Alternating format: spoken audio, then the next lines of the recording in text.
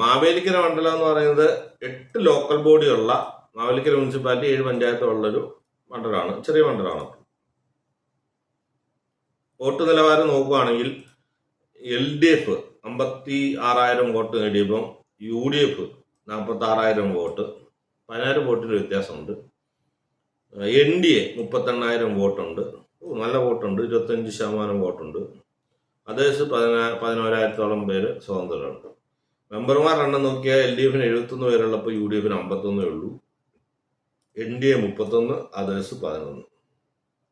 അതുപോലെ ഈ 10,000 വോട്ടുണ്ട് LDF cover ചെയ്യാൻ, UDF കവർ ചെയ്യാനാണ്. അപ്പോൾ മത്സരിക്കുന്നത് സിറ്റിംഗ് MLA ആയിട്ടുള്ള MS അരുൺകുമാർ തന്നെയാണ്. പിന്നെ കോൺഗ്രസിന് ഒരു പുതുമുഖമാണ് അഡ്വക്കേറ്റ് മുക്താര രാജ, BJPയുടെ അജിമോൻ. അപ്പോൾ ഇപ്പോഴത്തെ കണ്ടീഷനിൽ സത്യം പറഞ്ഞു കഴിഞ്ഞാൽ BJPയുടെ വോട്ട് പിടിക്കും, UDFയുടെ വോട്ട് പിടിക്കും. LDFിൽ ഭരണവിരുദ്ധത കുറച്ച് 5,000 വോട്ട് കുറഞ്ഞാലും ഈ അരുൺകുമാറിനൊരു നല്ല സാധ്യതയുണ്ട്. പക്ഷേ ഈ മുക്താര രാജയിലോട്ട് അത് ലേഡിയാണ്, ലേഡി കാൻഡിഡേറ്റ് ആകുമ്പോൾ കുറച്ച് വോട്ടുകൾ വനിതകളുടെയൊക്കെ കുറച്ചൊക്കെ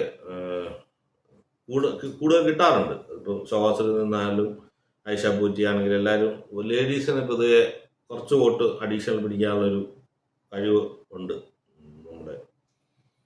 ഈ ഒരു മാവേലിക്കര മണ്ഡലത്തിൽ തുടർച്ചയായി LDFിന്റെ കുത്തകയായിട്ടുള്ളൊരു മണ്ഡലമാണ്. കഴിഞ്ഞ തവണ അരുൺകുമാറാണ് ജയിച്ചത്, അതിനു മുമ്പ് CPMന്റെ വേറൊരാൾ. എന്നാലും നല്ല സ്ഥിരമായിട്ടൊരു വോട്ടുള്ള മണ്ഡലമാണ്. പക്ഷെ സ്റ്റിൽ ഞാൻ ഇപ്പോഴുള്ളൊരു ഭരണവിരുദ്ധത കൊണ്ടൊരു 7,000-8,000 വോട്ട് മറ്റുള്ളവരിലോട്ട് മറിയുമെന്നാണ് എൻ്റെ ഒരു ധാരണ.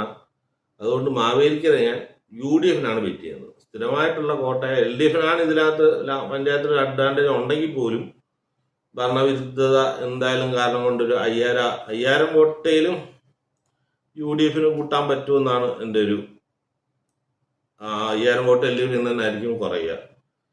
എന്തായാലും BJPയുടെ വോട്ട് എന്തായാലും UDFിൽ പോകാൻ സാധ്യതയില്ല. BJPയുടെ കാൻഡിഡേറ്റാണ്, അത് അവരുടെ വോട്ട് സ്ഥിരമായിട്ടുള്ളത് അവിടെ വീഴും. അപ്പോൾ ഇങ്ങനെയുള്ള രീതിയിൽ ഒരു ചെറിയൊരു മാർജിനിൽ UDF മാവേലിക്കര അട്ടിമറി നേടുക